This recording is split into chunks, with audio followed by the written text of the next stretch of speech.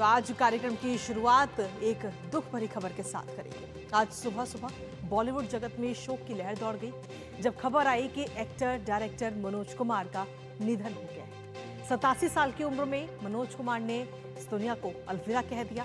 अपने जीवन में मनोज कुमार ने कई फिल्मों में काम किया है, कई पुरस्कार उन्होंने जीते हैं, लेकिन खास तौर पर उन्हें उनकी देशभक्ति फिल्मों के लिए आज भी जाना जाता है। भारत कुमार के नाम से भी उनको जानते थे और एक नहीं बल्कि कई सारी फिल्में उनकी ऐसी हैं जो बेहद ही कामयाब रही। उनके निधन पर राजनीतिक जगत से लेकर के बॉलीवुड जगत तक के लोग जो है उन्हें इस वक्त श्रद्धांजलि दे रहे हैं। करेंगे बात उनके फिल्मी सफर की भी, लेकिन उससे पहले एक नजर खबर से जुड़े हुए अहम बिंदुओं पर डालते हैं। तो आपको बता दें कि भारत कुमार आज अलविदा कह चुके हैं। दिग्गज अभिनेता मनोज कुमार का आज निधन हो गया है और 87 साल की उम्र में आज उन्होंने सुबह अंतिम सांस ली। धीरूभाई कोकिलाबेन अंबानी अस्पताल में वो भर्ती थे, जहां पर उन्होंने अंतिम सांस ली है। के बाद में शोक में इस वक्त पूरा हिंदी सिनेमा जगत जो है वो डूबा हुआ है। देशभक्ति फिल्मों से उनका गहरा जुड़ाव रहा है और इसीलिए उन्हें देशभक्ति फिल्मों के लिए जाना भी जाता है। उन्होंने अपनी एक अलग पहचान बनाई इन देशभक्ति फिल्मों में काम करके। कई सारे उनके गाने रहे और फिल्में रहीं, लेकिन इसके साथ ही सुपरहिट बॉलीवुड का सफ़र उनका रहा है। हिंदी सिनेमा में देशभक्ति रोल के लिए फेमस हैं वो, उन्हें जाना जाता है। इसके साथ ही अपने अभिनय से फिल्मों में कहीं ना कहीं वो एक अलग ही जान फूंक देते, एक अलग ही आनंद आता था उनको देख करके आमजन को। इसके साथ ही बॉलीवुड को कई सारी ब्लॉकबस्टर हिट्स फिल्में उनकी तरफ से दी गई, जिन्हें हम आज भी देखते हैं। और ख़ास तौर पर अगर हम देखें तो 15 अगस्त और 26 जनवरी पर इन फिल्मों को हम ज़रूर देखते हैं। हरियाली और रास्ता की अगर हम बात करें, साथ ही सन्यासी, क्रांति जैसी तमाम फिल्में उनकी रहीं जो काफ़ी सुपरहिट और कामयाब रहीं। इसके अलावा पूर्व और पश्चिम, ये फिल्म भी काफ़ी ज़ोरदार रही। रोटी कपड़ा और मकान आज भी दर्शकों की पसंद बनी हुई है। सभी कलाकारों के लिए प्रेरणा थे मनोज कुमार, और ऐसे में एक्टर हो या डायरेक्टर, दोनों भूमिकाओं में मनोज कुमार सुपरहिट रहे हैं। अभी तक अगर हम उनके करियर पर अगर हम नजर डालें तो करीब 55 फिल्मों में वो एक्टिंग कर चुकी हैं और 7 फिल्मों को डायरेक्ट भी उन्होंने किया है। इसके साथ ही हरि किशन उनका पहले नाम था, लेकिन हरि किशन से कैसे वो मनोज कुमार बने वो आपको बताते हैं। दरअसल हरि किशन गिरी गोस्वामी उनका असली नाम था, लेकिन उसके बाद में उनका नाम बदलकर मनोज कुमार हुआ। सिनेमा में कदम रखने के साथ ही उन्होंने अपना नाम बदल लिया और हरि किशन से मनोज कुमार उन्होंने अपना नाम कर लिया। इसके साथ ही नए नाम से फैंस के बीच में वो मशहूर हो गए और फैंस के बीच भारत कुमार के नाम से भी उन्हें जाना जाता है। वो फेमस हैं भारत कुमार के नाम से भी। इसके साथ ही जहां एक तरफ फिल्मों में उन्होंने काम किया और इन फिल्मों के लिए कई सारे पुरस्कारों से भी उन्हें नवाजा गया है। कौन कौन से वो पुरस्कार वो भी आपको बताते हैं। 1968 में सर्वश्रेष्ठ संवाद और कहानी उपकार का उन्हें ये पुरस्कार दिया गया था। इसके साथ ही 1968 में ही सर्वश्रेष्ठ निर्देशक उपकार फिल्म के लिए ये भी उन्हें पुरस्कार दिया गया है इस फिल्म के लिए। इसके साथ ही 1973 में सर्वश्रेष्ठ अभिनेता का उन्हें पुरस्कार मिला था। फिल्म थी बेईमान, इस फिल्म के लिए उन्हें ये पुरस्कार दिया गया था। 1973 में ही सर्वश्रेष्ठ संपादक का भी उन्हें पुरस्कार दिया गया और ये इस जो पुरस्कार था वो दिया गया फिल्म शोर के लिए। 1975 की अगर हम बात करें तो सर्वश्रेष्ठ निर्देशक के तौर पे उन्हें पुरस्कार दिया गया फिल्म रोटी कपड़ा और मकान के लिए।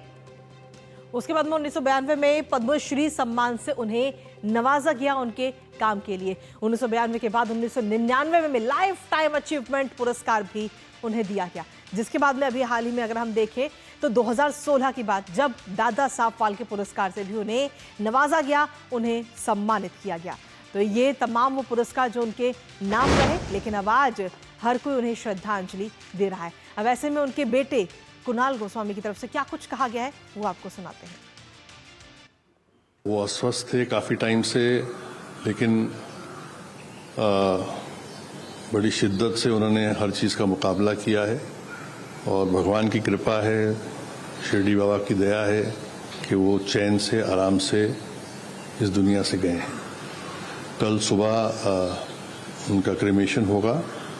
It's a great loss to the industry. But this man had a different energy. He had a different aura. Even when he was on bed, when we used to come and meet him, his face was always shining. He was always laughing. He was always talking about cinema. He had ideas. He used to say that I'm still working on my scripts. a nationalistic filmmaker who knew what India was, who inspired, and still his cinema, his films inspires people, filmmakers of today's generation. तो अब आज उन्हें हर कोई याद कर रहा है। आज उनका निधन हो चुका है और ये दुख भरी खबर आज सुबह सुबह सामने आई। हमारे साथ में हमारी सहयोगी श्यामा इस वक्त जुड़ रही हैं मुंबई से, सीधा उन्हीं का रुख करेंगे। श्यामा, फिलहाल क्या कुछ ताज़ा अपडेट है आपके पास में? जैसा कि उनके बेटे की तरफ से कहा जा रहा है कि कल अब अंतिम संस्कार किया जाएगा, लेकिन इस वक्त बॉलीवुड इंडस्ट्री जो है वो कहीं ना कहीं शोक की लहर में है। बिल्कुल शोक की लहर में है और सुबह सुबह की बात है जब ये दुखद खबर सामने आई। साथ ही ये भी बताया जा रहा है कि बहुत लंबे समय से वो बीमार थे और चल भी नहीं पा रहे थे। काफी ज्यादा उन्हें एज रिलेटेड जो एलिमेंट्स होती हैं वो उस चीज से सफर कर रहे थे। साथ ही हॉस्पिटल में भी वो काफी लंबे समय से भर्ती थे वहां पर। और आज सुबह 3:30 बजे का समय बताया जा रहा है जब उन्होंने अपनी अंतिम श्वास ली और तभी ये एक दुख की खबर सारे ही भारतीय सिनेमा जगत में फैल गई। और काफी एक बड़ी क्षति का एक समय है जहां पर एक लेजेंडरी फिल्म मेकर को, क्योंकि पूरी तरीके से सारा ना सिर्फ एक्टिंग करते थे, फिल्म भी बनाते थे, लिखते भी थे और गानों के लिरिक्स भी ये लिखते थे, यानी कि पूरी तरीके से ये सारा ही काम करते थे। और एक दशक कह सकते हैं कि एक एरा बीत गया।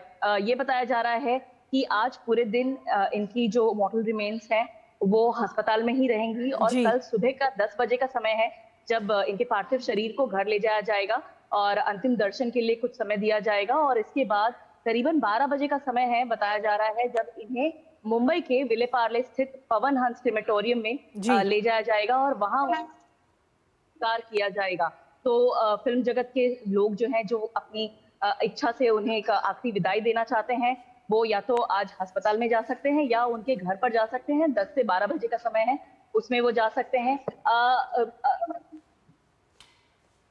जी, कल समय जो उनके घर पे रखा गया है उसी में ज्यादातर लोग आएंगे, लेकिन अगर आप देखें सोशल मीडिया जो है पूरी तरीके से प्रधानमंत्री से लेके सभी फिल्म जगत के लोग अपने ट्विटर के जरिए, अपने एक्स के जरिए अपने शोक संदेश को प्रकट कर रहे हैं। जिस तरीके से क्षति भारतीय सिनेमा जगत को मनोज कुमार के जाने की वजह से पहुंची। बिल्कुल। फिलहाल बहुत बहुत शुक्रिया श्यामा, तमाम जानकारी हमारे साथ साझा करने के लिए।